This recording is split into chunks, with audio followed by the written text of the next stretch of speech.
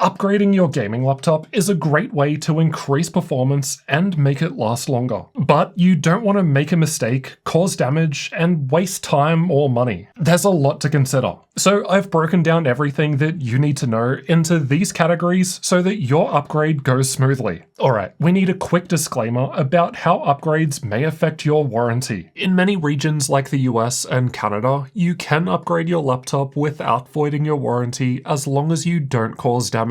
And you don't have to worry about those stupid stickers sometimes found over the screw holes. Most of the upgrades that we're going to cover can be undone as well. So if you need to send your laptop in for repair later under warranty, just undo the upgrades and put it back to stock. Unfortunately, things like warranty are going to depend on your country and the brand you bought the laptop from. So if in doubt, make sure you check with them first to find out what you can safely do under warranty. Okay, first things first. All of the upgrades we're going to go through need you to open up the laptop and get inside. And this can vary a bit depending on the model of laptop you've got. Most laptops open up from underneath. You need to take out all the screws. Some screws might not come out and instead help lift the bottom panel so you can open it easier, while others might have screws hidden under annoying rubber covers that you have to pry off first. I really hate it when they do that, because if you accidentally miss one of the screws and try to pull off the bottom panel, you can easily damage the laptop. I've done it before, and this is why my laptop reviews always mention how many screws there are and where they're all found. Some screws might be longer than others too, so you have to keep track of which screw goes where as you take them out. The last thing you want to do is put a long screw into a short hole. But seriously, the screw can go too far and cause damage. Phillips head screws are most common, and chances are you've already got a screwdriver for that. But Torx screws, which are this six-pointed shape, are also fairly common too. So check if your screwdriver kit has the correct bit and size that fits into your laptop screws. If not, then I highly recommend a toolkit from iFixit. Not sponsored, I bought them myself and have been using them for years. They've got pretty much any bit you could need and come with pry tools, which are important for the next step. After removing all screws, you might be able to take off the bottom panel with only your hands. But in most cases, you'll need to run along the edges with a pry tool. A guitar pick or old plastic card works too. Just don't use your current credit card or something because you might damage it. You want to try to find or make a gap to slide it around the edges until the panel gets loose. And note that some laptops like Asus's Scar series prior to 2024 also have ribbon cables attaching the RGB lighting on the bottom panel to the motherboard, which have to be carefully disconnected. I'm guilty of breaking some of those cables on an Asus Scar 17 because I pulled off the bottom panel and forgot that it had those cables connected to the motherboard. It's a crap design, but Asus have fixed it in newer models, so just something to be aware of in some laptops. And just reverse that process when putting your laptop back together. And note that some brands like Asus won't power on after taking the bottom panel off, so don't panic. You just have to connect the charger first. Once inside, most laptops have the battery down the front, RAM near the middle, and SSD and Wi-Fi towards the sides. We'll start with the battery, because even if you're not upgrading the actual battery itself, you still need to unplug it before doing any of the other upgrades. Even if the laptop is powered off, the battery is still supplying power to the machine. If you're unscrewing a screw and it accidentally drops down onto the motherboard, it is possible that you could short the motherboard and kill the laptop. That's bad, by the way. So yeah, make sure you unplug the battery. All you need to do is unplug the cable running from the battery to the motherboard from the sides. Of course, that's easier said than done. Sometimes they're in there super tight, and you want to avoid pulling on the cable itself, as that can easily damage it. Now, if you're not upgrading the battery, you can stop here and safely skip ahead to one of the other upgrades that we've covered. But if you are after a battery upgrade, unfortunately, most laptops don't actually have upgrade paths for the battery. In most cases, it depends whether or not the laptop was actually ever sold with different battery sizes. Lenovo's Legion 5 gaming laptops are a great example, as they were sold with either a smaller and cheaper 60Wh battery or a larger but more expensive 80Wh battery option. Mine had the smaller 60Wh battery, and I was able to buy the larger 80Wh battery later and swap it with no problems at all. Fortunately, Lenovo publishes a parts list for their laptops, detailing supported components such as batteries. but most other brands don't really offer anything similar, so it might be more of a challenge to figure out which batteries your laptop can support. In that case, the best you can do is Google search your laptop model and find out if anyone has had any success with a battery upgrade. To change the battery, all you have to do is take the screws out holding the battery into the laptop, pull out the previously disconnected battery, screw the new battery in, and reconnect the cable. Doing this increased battery life in my Legion 5 by 35% when watching videos on YouTube, or 30% when gaming, which is about what's expected considering the newer battery was 33% larger. Of course, you can still upgrade the battery with a newer one of the exact same size and model. The fact is, batteries do not last forever. If you've been using your battery for years and it doesn't hold a charge very well, then you might want to upgrade to a newer one. The model of the battery is usually printed on it, or you can find it with software like Hardware Info. Then just Google search for that model and try to find a store that stocks replacements. It's very rare, but some laptops, particularly those from the Clevo brand, actually have removable batteries. So in theory, if you're able to buy a replacement battery, you could quickly shut down and stick a fresh battery in without taking out any screws. But again, that's super uncommon. I'm talking like 2 or 3 laptops out of almost 300 laptops that I've reviewed have that feature. Alright, next up is storage, which is one of the most common upgrades because everyone needs more space to install the latest COD update. It's not really funny when it's true. Most modern gaming laptops have M.2 slots for installing SSDs, and it's quite common for there to be a spare M.2 slot available for adding an extra drive. But this mostly depends on the size of your laptop. Smaller 14-inch laptops might only have room for one M.2 slot, while a larger 18-inch laptop on the other hand may have room for as many as 4 M.2 drives. But 2 M.2 slots are most common in my experience. Unfortunately, the spec sheet doesn't always tell you how many M.2 slots that a laptop has, so it's usually easier just to have a look inside and see what you're dealing with. The larger 2280 size is most common, and these size slots usually, but not always, also have support for the smaller 2230 size as well. Smaller dedicated 2230 M.2 slots are far less common, but do exist in some laptops like Alienware's M18R2, so you can only fit physically smaller sized SSDs here. Right now, larger 2280 SSDs go up to 8TB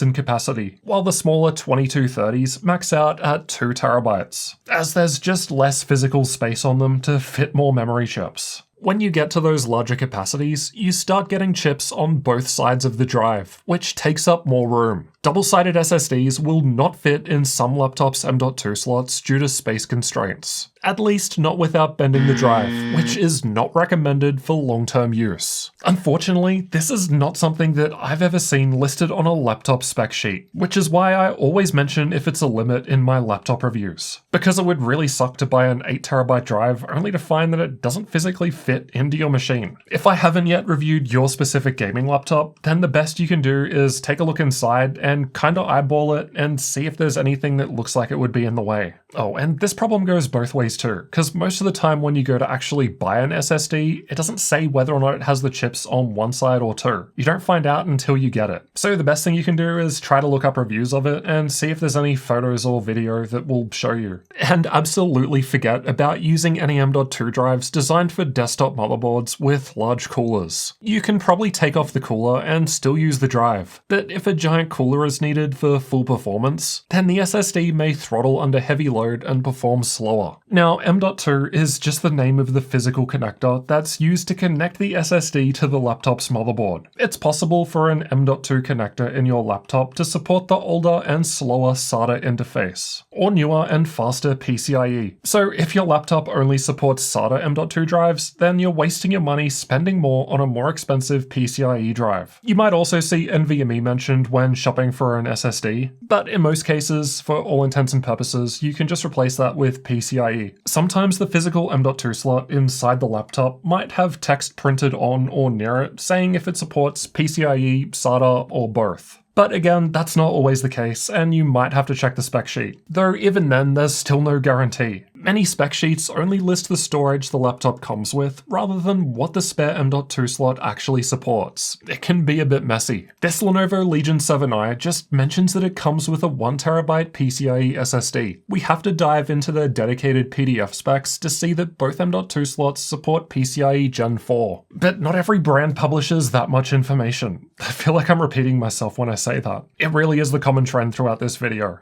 Take this Acer product page for example. They just say that storage supports PCIe. But what version? Who knows? Which leads us into the differences between PCIe Gen 3 and PCIe Gen 4. Well, 4 is newer and faster, because higher number equals more better. Alright, thanks for coming to my TED Talk. Okay, but seriously, PCIe Gen 4 is newer and faster. A good Gen 4 SSD can max out at around 7,000 megabytes per second, while good Gen 3 SSDs can max out at around 3,500 megabytes a second, or half of Gen 4. And that's much faster compared to a SATA-based SSD, which will max out at around 600 megabytes a second. And PCIe Gen 5 drives can go even faster. But as of right now, in mid-2024, there are very few gaming laptops that actually support that. And it's not something you can upgrade to. Unfortunately, there's no software download to upgrade from PCIe Gen 4 to 5 in the future. It's just something that you have to buy the laptop with. Oh, and just because an SSD is PCIe Gen 4 doesn't necessarily mean that it's actually going to perform better than one that's Gen 3. A Gen 4 drive could still have speeds close to a Gen 3 drive, if not worse. There are just other factors at play, like the storage controller, cache, and NAND chips, to name a few. So it's worth checking out benchmarks and reviews of a particular SSD before you buy. Now, you can use a PCIe Gen 4 SSD in a Gen 3 slot. It's just that Gen 4 drive will be limited to Gen 3 speeds at best. So it is at least backwards compatible. And you can also use a Gen 3 drive in a Gen 4 slot. But that Gen 4 slot won't magically make the Gen 3 drive faster.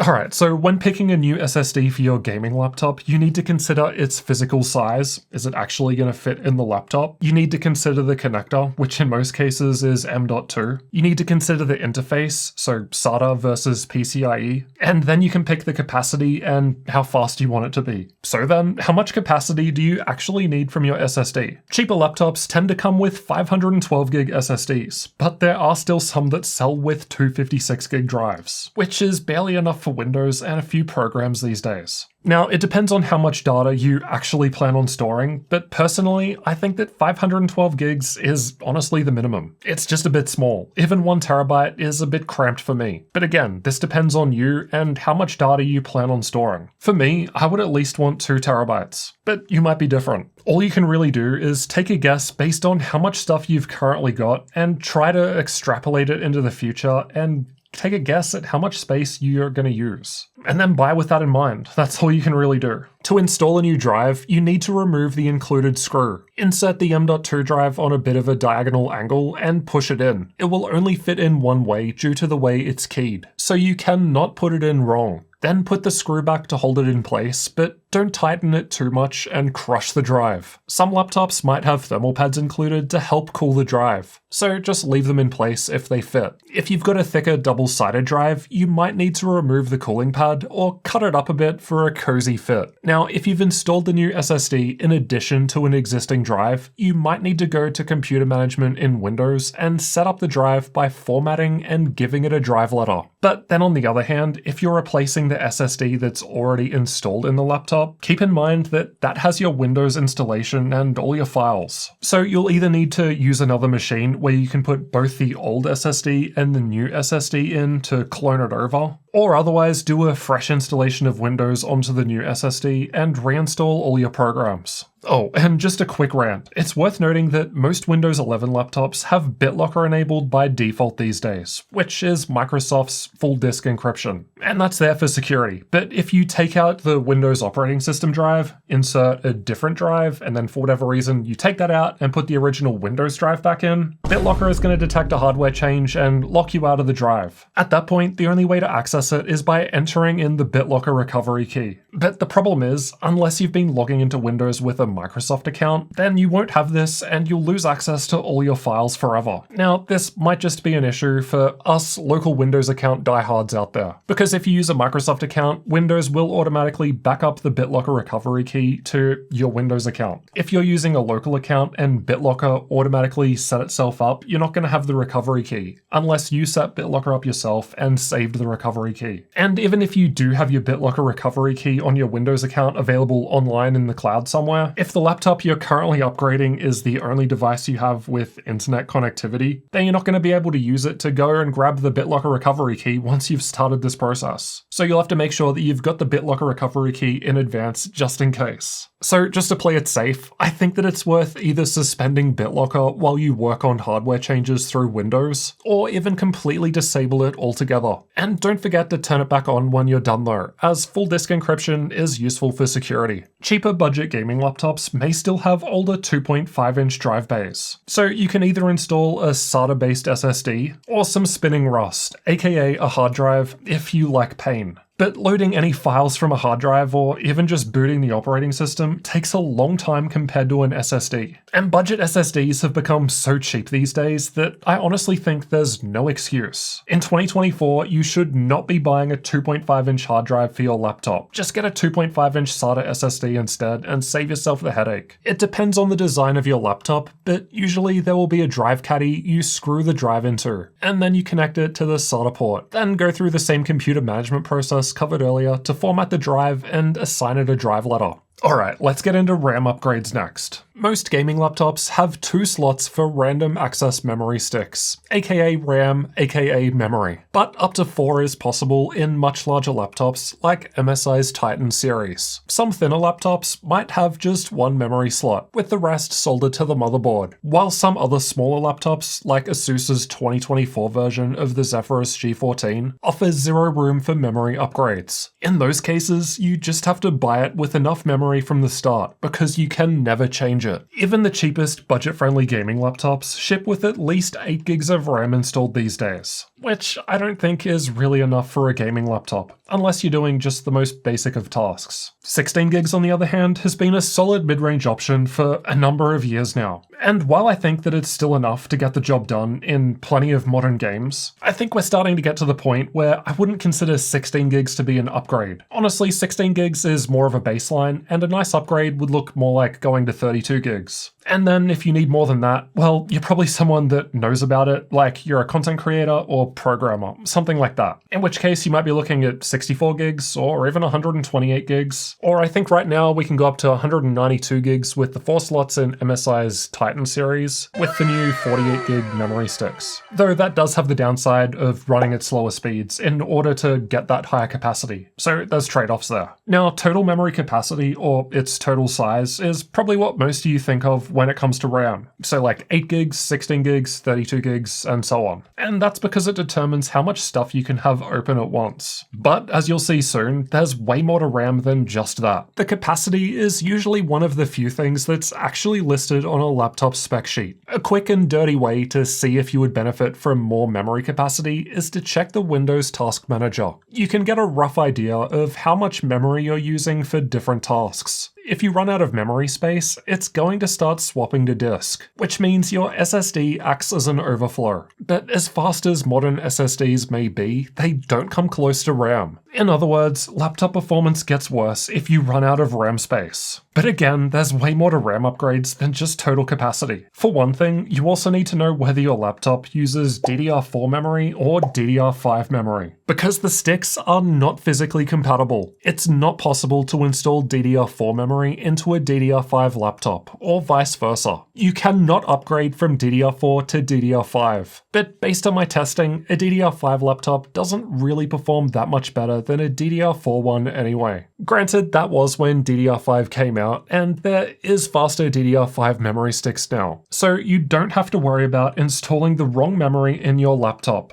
But you do have to worry about buying the correct memory for it. And fortunately, the laptop spec sheet will probably list whether it's DDR4 or DDR5. But that's not always the case, and some Intel 12th, 13th, or 14th gen laptops may have a DDR4 version or a DDR5 version. Take the Gigabyte Aorus for example. I believe they sell the exact same laptop, but there's one that takes DDR4 memory, and then there's another one that takes DDR5. So if you've got the DDR5 version of the laptop, you need to buy DDR5 memory. But then when you go and look at the spec sheets, you might be like, there's DDR4 and 5, which one do I get? The easiest way to know for sure is just to check what memory you're currently running. And Task Manager will show you how fast your RAM is running. A speed of 4800 or higher is probably DDR5, while 3600 or lower is probably DDR4. Or you can just look at the labels on the sticks inside your laptop. That'll usually clear things up. If in doubt, Google search the model, and that speed of the memory will affect performance. So upgrading to memory with a higher speed is generally beneficial. But again, it's not quite that simple, because some memory will need overclocking or XMP profiles in order to hit higher speeds, which 99% or so of gaming laptops don't actually support. So you can only go as high as the memory controller on the processor allows. So say for a laptop with AMD Ryzen 7 5800H processor, the maximum is DDR4 3200 according to the spec sheet for that CPU. Meanwhile, a newer laptop with Intel Core i9 13900HX may also support that, or DDR5 5600, while a lower tier i7 13700H from the same processor generation only goes up to DDR5 5200. You could install DDR5 5600 RAM no problem, it'll just run at the lower 5200 speed, as that's the limit of the processor's memory controller. Now, if you've got DDR4 memory, it's absolutely critical that you run with 2 sticks installed, known as dual channel. I've done videos about this in the past, but long story short, you can get a really nice performance boost in games by running in dual channel. So use 2 sticks instead of 1 with DDR4. That would be a nice upgrade. That's less important with the newer DDR5 though, because with DDR5, one stick kind of runs in its own fake dual channel to oversimplify things. So you can still get a little improvement by using 2 sticks of DDR5 instead of 1, but it's going to be way smaller compared to DDR4. Now we move into parts of memory that are rarely specified on any spec sheets. Another thing to consider with DDR4 is whether the memory is X8 or X16. Long story short, this refers to the memory banks, and X8 memory is faster than X16 memory. There is still some difference for DDR5 memory, but it's nowhere near as much compared to DDR4. Then there are also ranks to consider. Dual rank memory performs better than single rank memory, but it also costs more too. And this is usually specified on the stick by 1R for single rank or 2R for dual rank. Again, this isn't something you'll find listed on your laptop specs, and even many RAM listings don't tell you. This is especially true for memory timings, which also affect performance. Lower timings are typically better, but cost more money as only higher quality memory can manage it. It's really annoying how difficult it is to try and get the full picture on RAM that you want to spend your money on. And also annoying that laptop spec sheets don't list all the details of the memory that it comes with. In most cases, you've got no idea until you've actually bought the laptop and run some software to get all the detailed specs yourself. And it matters because these things clearly affect game performance, as I've shown just before. Okay, so for most people, a solid memory upgrade would be the jump from 1 to 2 memory sticks, or a jump from 8 or 16 gigs up to 32 gigs of total capacity. X8 sticks are preferable over X16 sticks, and dual rank with lower timings is an extra luxury if you've got more money. And ideally, if possible, you want both memory sticks to be the same sized capacity. So say 8 gigs and 8 gigs, or 16 gigs and 16 gigs. You can definitely run an 8 and 16 configuration,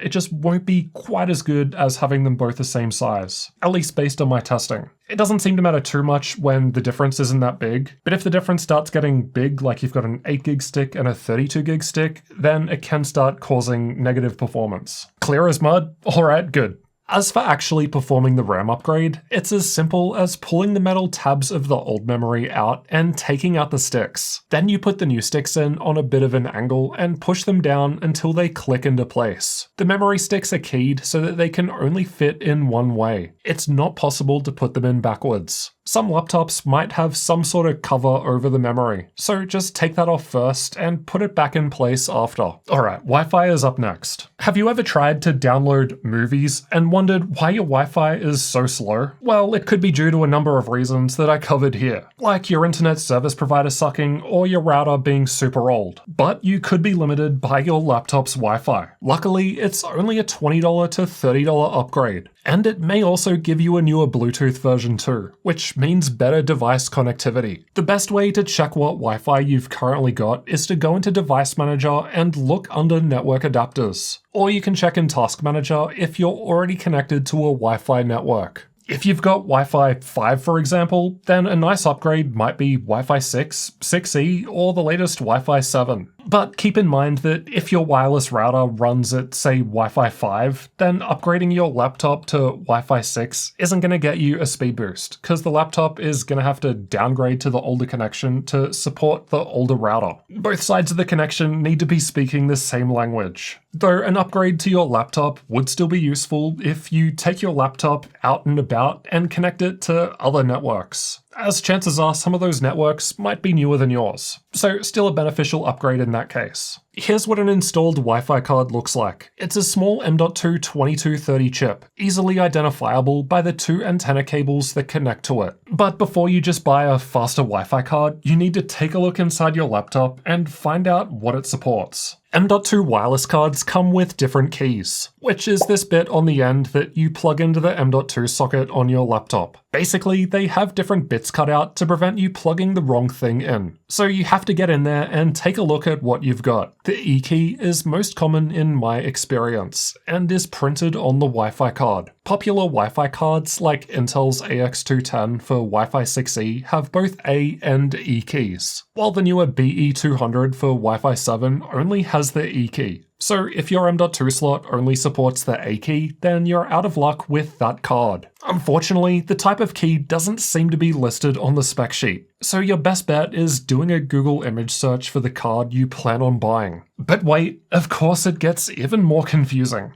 Take Intel's AX210 and AX211 Wi-Fi cards as an example. They both support Wi-Fi 6E, and most of the specs between them are the same, except the 211 version lists CNVio 2 for its interface type, while the 210 version lists PCIe. CNVio 2 is an Intel proprietary standard and can only be used with an Intel 10th gen or newer processor, while the older CNVio needs an Intel 8th or 9th gen processor. And of course, CNVio 2 is not backwards compatible with CNVio. The reason Intel does this is they move some of the stuff from the Wi-Fi card and instead include it within the processor itself, simplifying their Wi-Fi modules. So although the M.2 slot and key might look the same, this means that you can't use a CNVio Wi-Fi card with a laptop that has an AMD processor, or even older Intel processor. But you should be able to use a Wi-Fi card that supports PCIe in a CNVio slot. And apparently AMD doesn't like their partners using Intel Wi-Fi in their laptops. So OEMs like MSI, Asus, and everyone else for that matter who sell gaming laptops with an AMD processor, they use alternative Wi-Fi cards like Realtek, MediaTek, or Qualcomm. So just to be clear, you can upgrade a laptop with an AMD processor to an Intel Wi-Fi card. The Intel Wi-Fi card just has to be the PCIe version, so AX210, and not the CNVio 2 version, so AX211 in this case. Based on my testing, from a pure raw performance standpoint, in many cases, the newer MediaTek cards perform quite well on Wi-Fi 6, though people seem to report more issues with them, like slow speeds, high latency, and drops, leading them to swap to an Intel Wi-Fi card. Intel options are competitive, fast, and destroy the older Realtek and MediaTek options.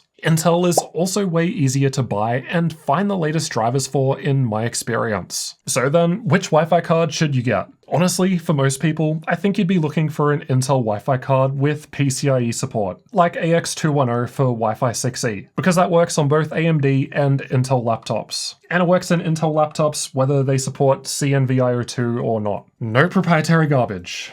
If you're using Windows 10, then you'll need an extra manual update to use the 6 GHz band with Wi-Fi 6E, as that's only supported by Windows 11 out of the box. For the newer Wi-Fi 7, Intel's BE200 cards seem to be the only option right now in mid-2024. And so far, some people report it not working properly with AMD laptops, while others say it worked okay for them after a BIOS update. So tread carefully, Wi-Fi 7 is still extremely new. Anyway, to remove the Wi-Fi card, you need to pull off the antenna cables, taking note of which cable goes where, as you need to put them back in the right spot. The cables come off fairly easily with your fingers and might be covered by some tape to keep them in place. Take out the screw, pull out the old card, insert your new card, screw it in, and put the antenna cables back in the correct spot. Once that's done, boot into Windows and get the latest drivers for your card. In most cases, that just comes from Windows Update. But for Intel, I like to use their automatic driver update tool, which identifies your hardware and downloads the latest version. For whatever reason, I've had a really tough time trying to find downloads for Realtek and MediaTek Wi-Fi. I don't know if they're just hidden, maybe they've changed things in the last 6 to 12 months, but in my experience, Intel is so much easier to update. It's also worth mentioning that in some cases, after you put the new Wi-Fi in, it won't work without an update, so you might get stuck.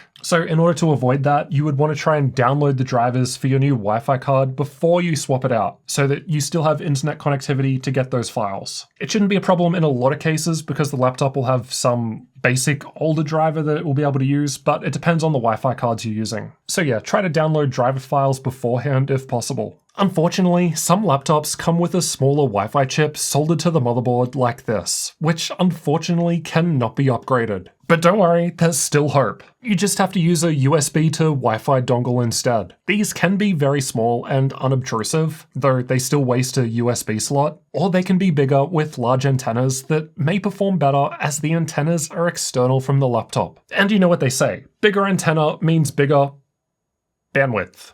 But those bigger antenna may get in the way, depending on the design, and where the USB ports are on your laptop. Although you can't really upgrade Ethernet on a laptop, you can still do the same thing and use a USB dongle to easily go from gigabit to 2.5 gigabit Ethernet. Just check your laptop's version of USB is fast enough. Alright, let's get into some cooling upgrades next. These are quite common, as many gaming laptops run hot. That's just what happens when you cram so much power into a smaller space. And if temperatures get too high, then thermal throttling happens, which means less performance in addition to the laptop feeling uncomfortable. The most common cooling upgrade is to replace the thermal paste of the CPU and GPU. Laptop makers tend to cut corners on their cheaper laptop designs and use cheaper thermal paste. That's the stuff that sits between our CPU and GPU and cooling pad sandwich. It helps transfer the heat between those heat generating components out to the cooler. Changing the thermal paste can significantly lower CPU and GPU temperatures. Unfortunately, most laptop brands don't actually tell you what paste they're using in their laptop. Which probably means that it's crap. Sometimes they do tell you, but only if it's a well-known high-quality version, as that is a good selling point. But even if the paste is good, it can still dry out over time and might start performing worse. So swapping it out could still help.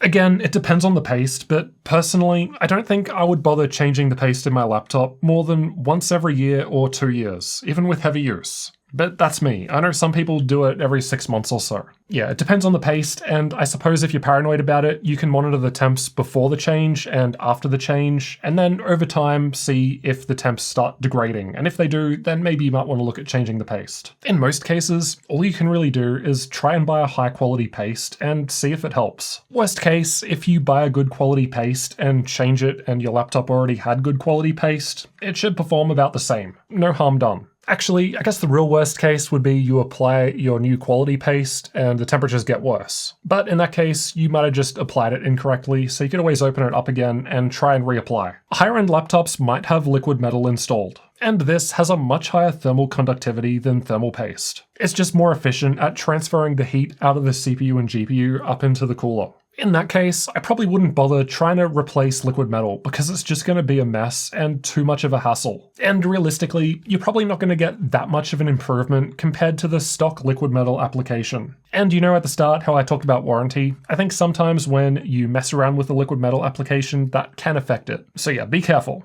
Liquid metal can just be straight up dangerous for your laptop because it's metal. It conducts electricity. You can easily kill your laptop if you get liquid metal where it doesn't belong. Again, you've got to be really careful with that stuff. It's definitely not something I would suggest if you've never changed thermal paste on your laptop, as there's much more preparation involved. I'm not going to go into liquid metal application here. If you want that, you'll have to check out a dedicated guide on YouTube somewhere. Now, most laptops that have liquid metal installed will tell you about it on their product page, because again, it's a pretty good selling point for them to advertise. Some brands like Asus make it easy and tell you exactly which models use liquid metal, and whether it's on the CPU, GPU, or both. But unfortunately, most others don't do that. As for which thermal paste to use, in the past I've used Thermal Grizzly Cryonaut or Noctua NT-H2, as both are rated quite well and are fairly easy to buy. Honeywell PTM 7950 is quite popular too, but until recently it was harder to buy legit stuff. You can buy these pads of it from lttstore.com now. Not sponsored, but this is what I'd be choosing these days. Alright, so to change the paste, basically you want to unscrew and remove the heatsink covering the CPU and GPU. Every laptop is different here, so see if there's any information for your specific model. For example, with some laptops you might have to take the fans out first, but with others they might stay in. Some brands like Lenovo publish detailed teardown guides, but most others don't give you anything unfortunately. So seeing if there's a guide on YouTube for a teardown is probably your best bet.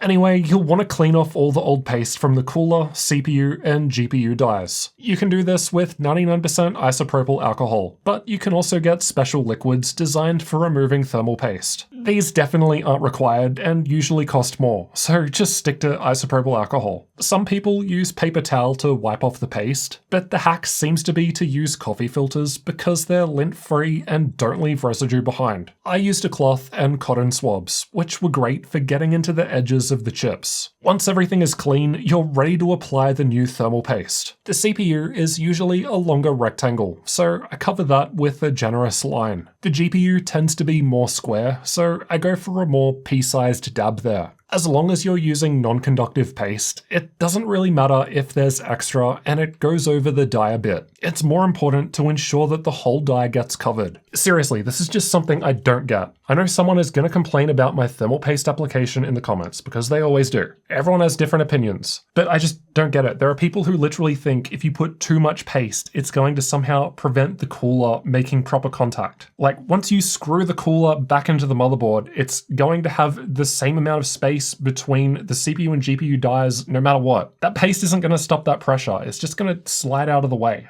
So yeah, don't worry about that too much. As long as you've got enough to cover the dies, you should be good. Alternatively, if you're using the Honeywell PTM 7950, then you cut the pad to the size of the die it's covering. You might also have thicker paste applied to VRMs, which I had. Regular thermal paste doesn't go too well there. It's just too runny and not the right consistency. So in those cases, I used thermal pads instead, which aren't as messy. And then you put the heatsink back on. Try to line it upright so you push it directly down, as that will help spread the paste evenly. Then screw it back in. I try to tighten it as much as I can without going overboard, as you want the heatsink to have a nice connection to the CPU and GPU dies. Don't start stripping the screws or anything. Now, the last time I went through a thermal paste change, I didn't actually get any benefit to temperatures. So presumably there wasn't any problem with the paste that my laptop already had, or the paste that I swapped it with at the very least wasn't worse. Other people have reported anywhere from 5, 10, even 20 degrees Celsius drops after changing thermal paste. So your mileage will vary. But if you don't want to risk any of that, which is completely understandable, you could always try a stand or cooling pad instead. Most laptops bring cool air in through the bottom, so just lifting the back up a bit can help quite a lot. I tested thermals on 10 laptops, and just running them on a flat surface like a table was the warmest. Using a basic stand was able to lower temps a few degrees, but the cooling pads were best as they have a fan to help blow air into the laptop. The difference in temps between the stand and cooling pad wasn't that much, but stands don't have fans and are silent, and can be much more portable like this fold-up one I use. I'll leave a link to it below the video. Or if you've got a special laptop from XMG or Electronics, then you can literally upgrade to water cooling. But those laptops come with the necessary internal plumbing ready for their optional liquid cooler, which gives you better performance for much less fan noise. There are people who have done their own custom water-cooled mods on their laptops, but that's not something I can recommend for most people, as it's so easy for something to go wrong. Turns out water and electronics don't mix too well. Alright, so what about screen upgrades? Although screen upgrades are certainly possible, they've become much less common in recent years. I think they're harder compared to all the other upgrades we've covered so far, both because taking off the screen's bezel safely can be tricky, depending on the laptop, and because there are just so many laptops and panel models on the market that it can be hard to know what panel you need to buy to fit into your laptop. There are standards for the cable that connects from the screen to the motherboard, like EDP or embedded DisplayPort, but at the end of the day, the panel you buy needs to fit into the lid of your existing laptop perfectly, and that space is just going to vary between each laptop. Just because your laptop has a 16-inch screen doesn't mean you can just buy any 16-inch panel. Your best bet is to Google search your laptop model and see if there are any panels out there that can be used to upgrade. This video from Linus Tech Tips back in 2018 was based on some guy on a forum who had already bought a panel and tried to upgrade their specific Acer laptop. Now, in their case, the laptop they used was very easy to upgrade. This panel listing on eBay specifies all the laptop models that the panel should work with, for example. So that type of information is extremely useful when researching. If your laptop was available with different screen options at the time of purchase, say 1080p and 1440p, and you got it with the 1080p, then yeah, there's a high chance that you can probably buy the correct 1440p panel and install that later. But honestly, for most people, I think you'd be better off just using that money and buying a bigger gaming monitor. And then when you're at home, you just connect your laptop and you've got a much bigger screen ready to go. Yeah, you can't exactly take it with you easily when you move the laptop, but a bigger screen just looks far better to play games on and view content on. There are far more options in terms of size, refresh rate, resolution, brightness, response time, color gamut, and more. Alright, so all of those upgrades were kinda cute, but let's be real, we all know that it's the CPU and GPU that are responsible for giving us more FPS in games. So how do we upgrade those? Well, in more than 99% of cases, unfortunately, you cannot upgrade the CPU or GPU of a laptop. Most gaming laptops just have the CPU and GPU soldered to the motherboard, and they can never be upgraded. The only way to change is by buying a whole new laptop. Well, technically, you might be able to purchase an entire motherboard that already has a better CPU and GPU on it that were from some other laptop that's the same model as yours, and then take your motherboard out and swap in the new one. But that's super unlikely, as brands don't exactly sell their motherboards for their laptops like that. You'd have to get one secondhand from someone else, at which point you might as well just buy their laptop and swap to it. Save yourself the headache. There are some older laptops, like the Alienware 51M or Clever X170, that have socketable processors and XMM graphics, allowing you to change both the CPU and GPU. But upgrades are usually limited to another chip from the same generation anyway. So you're not getting a gen-on-gen upgrade, maybe just a little nice boost. And that's the best case. Plus, these sorts of upgradable designs just haven't been present in this current laptop generation from 2023 to 2024. At least I haven't seen any, so only last-gen hardware is going to be available. Pretty much the only modern laptop that offers this sort of upgradability is the Framework 16, which goes above and beyond and lets you customize far more than any other laptop on the market. You can pull out the discrete graphics and swap it. Granted, in mid-2024, there aren't yet any other higher-end GPUs to swap it with. Now, there are actually some laptops that will be announced at Computex 2024. I can't say too much, but let's just say upgradable CPUs and GPUs might be making a bit of a comeback. We'll have to wait and see, and even if that does come out, that doesn't help any of you who already have laptops that are looking to upgrade. Now, if your laptop has a Thunderbolt port, then technically it is possible to connect external graphics. And this is done with an external graphics enclosure, aka eGPU. But I wouldn't recommend this for most people looking to play games though, as Thunderbolt 3 and Thunderbolt 4 bandwidth severely limits performance. There's just a lot of data that needs to get sent between the laptop and the external graphics, and it's just constantly going back and forth, spitting out all those frames from the GPU to your laptop. So if you buy an expensive desktop graphics card, you'll only get a fraction of its performance this way. It's just not very cost efficient or practical. It might still end up better compared to your laptop's old GPU, but I've had all sorts of issues with Thunderbolt connectivity, from random dropouts to applications just freezing and crashing. Seriously, it's just so much hassle, it's really not something